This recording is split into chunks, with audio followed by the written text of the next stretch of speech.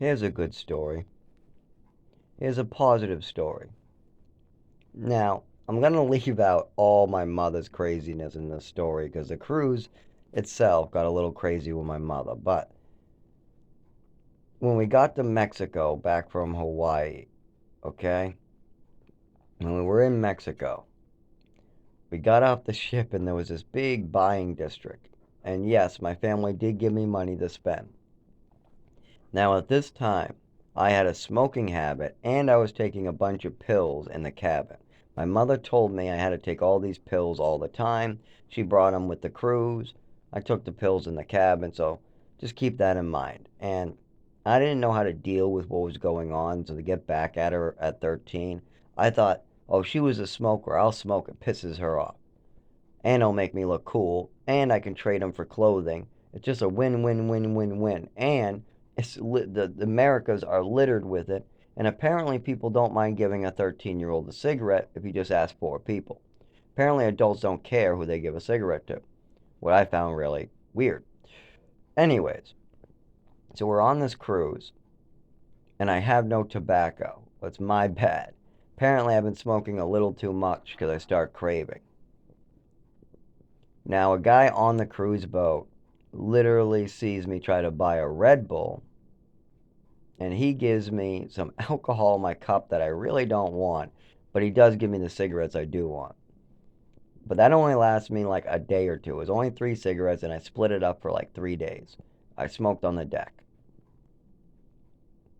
There were times where I wasn't smoking, and I probably was just wearing a smoky shirt, and my mother screamed at me in Florida and stuff too. So keep in mind, it didn't matter. But anyways, I had a smoking habit. We go into Mexico, right? And this is one of the positive memories I have because I couldn't believe this. This is kind of cool, you know. I'm maybe 13, 14 years old. So I go, nobody's going to give me a cigarette. Nobody's going to give me a cigarette. Fuck.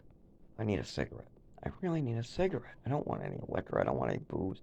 I mean, I go into this little pharmacy store, and the guy tries to sell me booze or some bottle that looks like glass bottle that looks like booze. Maybe it was no, no, no, no cigarette, cigarette. No, no, no, no, no. No cigarette? No, no, no. You'll sell me booze, but no cigarettes. Great, great.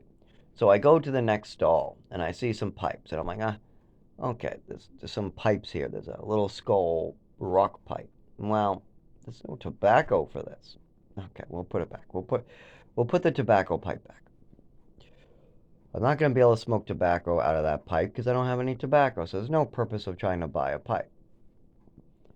So I go to the next stall, and eventually I find a stall that they're selling cigarettes. Now I go up thinking, oh my God, I don't have an ID. This guy's going to be so sketchy. So I ask for a pack of cigarettes, right? And the guy goes, sure, sure, sure. Just grabs on the shelf, takes some American money, and just gives me more, more, more. Here. Puts more on the table. I'm like, wow, okay. So pay for the cigarettes. I'm like, great. I pay for a lighter. Great. Now the salesman goes, how about this? He pulls a bottle of tequila off the shelf. He says, tequila, tequila, tequila. I'm like 13 or 14 freaking years old, and this storekeeper in Mexico is trying to sell me booze. It's bad enough you're selling a 14-year-old cigarettes or whatever age I was on that cruise. I mean, I was already addicted. I was already fucked up by my mother. My mother had me so many pills. I mean, this was beyond like cigarettes were bad. This was like, oh my God, what my mother doing to me is really fucked up, and the cigarettes are just making it worse. What's even worse is the cigarettes did not help my nervous system one freaking bit. Didn't help my energy level. It did kind of like calm me down, like kind of like the Adderall and Ritalin did, but then also it made my shakes worse, like caffeine did. Caffeine, Adderall, Ritalin, and cigarettes all seem to calm me down, but they all give me shakes worse. I have to be very careful when I smoke, even with the patches or Nicorette. It just I that's why I quit, came back, quit, come back, lived with smokers, came back, left, quit, just ugh. Anyways, that is the most ridiculous salesman I ever saw. He not only did he sell me a pack of cigarettes, then he wanted me to buy more cigarettes than I did. And then on top of that, he pulls a liquor bottle off the shelf. No, no, no, no. I don't want any liquor. No, I'm good. I'm good. I don't want any liquor. My father has a whole bottle of gin, and I just spit it up with my meds thinking it was water because he hid it in a water bottle to get it on the cruise. I don't need any liquor. If I want it, it's in the room, and I don't fucking want any. That shit is disgusting at that age. I didn't want nothing to do with that shit. I wanted my pack of smokes. By the way, that's a whole nother story. My mother sent me back out of dinner to go take a bunch of pills in the cabin. So I grab a bottle of water off the shelf. Grab my pills. I throw my pills in my mouth. I take a sip. Holy shit! Spit it everywhere. My pills, everything goes all over the place. Oh, the most disgusting shit ever. Pills with unexpected gin. Ugh. Oh my God, I had to hold back puking. It was so bad. Anyways, luckily, I didn't swallow, but then I didn't have any pills. So then I go back to the table and tell them what happened. My mother blames me, yells at me, tells me, oh, fucking, how dare you should know that the water bottles are filled with gin. I didn't know it was marked water. It wasn't marked gin, it was marked water. I was taking a pill and I needed water. There was no water. There was no bottled water, no water. I'm not going to take one out of the fridge and charge you. What the fuck am I supposed to drink with these pills? So, I mean, it's almost impossible to do the tap with the hands with pills, too. You need a good gulp, especially after you burned your esophagus a couple times taking them dry. But this is a positive memory about Mexico because when I went into Mexico, I got to wander around. There was even some Mexican guy. When I was looking at the pipe, I went back to the shop with that stone. It looks like he hand carved the stone. And he said, I told him I only had like $5 or something left. He wouldn't take it. I kept on saying, that's all I have. That's all I have. That's all I have. Now, actually, it wasn't. There was more, but I was told to save that, so I did. And I said, that's all I have. So, I mean, it is really all I could spend. But the guy goes, no, no, hat. You keep money, hat. And he took the hat off my head, put it on his head, smiled. Look good on me. Look like trying to use broken English. Look good. I said, yeah. What? For the pipe? He's like, yeah.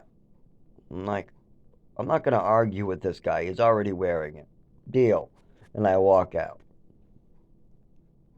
That was an interesting experience. Now, here's the thing. The stone pipe didn't work. I tried it with tobacco. It won't stay lit. It killed every lighter I ever tried with it. That pipe did not work. You couldn't smoke anything out of it. Now, when I was a child, I only smoked tobacco. And this wasn't the first pipe. I ended up trying to make a couple too and selling them off to some kid that went to my school. I was very inventive. I could look around in a room and be like, you have a pipe right there. Boom, boom, boom. Done. There you go. And they'd say, that looks like a real pipe. I said, yeah, it is. They're like, wait, it is? I'm like, yeah, use it. And they would leave and they would say, that thing worked great. How do you do that? I said, I see things in a different way. I see junk and I can put it together in my head to make stuff out of it. I don't know what it is. I just look at stuff and I see how it fits together. And so I used to do that a lot for a lot of these orphans, schoolmates when I was 16. When I was younger, no, I didn't want to tell anybody. By the time I was 16, 17, oh yeah, I didn't care about the pipes anymore. And we couldn't buy them, and I made some cool ones. I mean, I would snap them together pretty quick too. The only mistake is when I was about 14 and people were more into tobacco, they didn't like hot glue. But I guess the kids don't want hot glue on it because it melts. Um, so I had to tweak everything, but so everything had to fit without any glue or adhesive or nothing. It just had to fit together perfectly. Everything had to fit together perfectly, be made out of safe metal. I mean, everything just like I think there was one that was made out of some old tool set, like it's an old socket.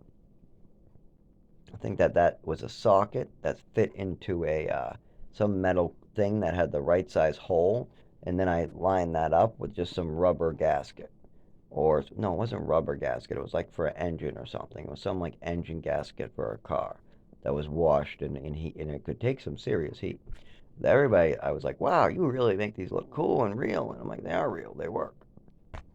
Now, I'm not bragging about me and my making tobacco pipes. I'm just explaining why I started smoking in the first place at 13 or 14 cigarettes. And I'm also saying that going to Mexico was a great experience that my parents allowed me to do. Now, there might have been some crazy shit going on the cruise, but seeing Hawaii, being able to go to Mexico, these are very cool things. They're good memories I can hold on to when I remember my mother doing crazy shit and all the pills I was taking, even on the cruise boat. I wasn't exactly, I was just trying to have fun. At that point, I was just a smoker. I don't know what it is with these adults and alcohol and cruises. They're pouring it like it's flowing like water. You got Mexicans trying to selling them when the kid just wants cigarettes. You got a drunk guy filling up a punch cup when you're asking him for cigarettes. What's up with all these older people just trying to let the liquor flow on these cruises? And I mean, I understand why the Mexican did it. He needs to feed his family. But how about the drunk guy on the cruise? Um, it wasn't enough to get drunk or anything, so I don't feel like that. It was like, hey, here you go, a little splash into my punch. But I'm like, what the fuck? I mean, this guy could be poisoning me. But luckily, I knew better. He was drunk shit faced. I know that look. And I can smell, I can taste. I know because my parents are really into that alcohol scene. I know the difference from vodka and gin and rum. I know what scotch smells like versus what gin smells like. I also know what he put in the cup was vodka. Absolutely a dash of vodka. Barely tasteable. And that was fucked up, though. I shouldn't be drinking strangers' vodka out of my cup. And not only that, they shouldn't be putting it in my punch. But it is a drunken cruise, and everybody around me is completely hammered. My mother just gave me a shitload of pills, and I'm literally still adjusting to that. On top of that, I know for a fact that these pills are fucking me up. I just don't know how at this age. So there's a lot going on. And I was making bad choices, fun choices.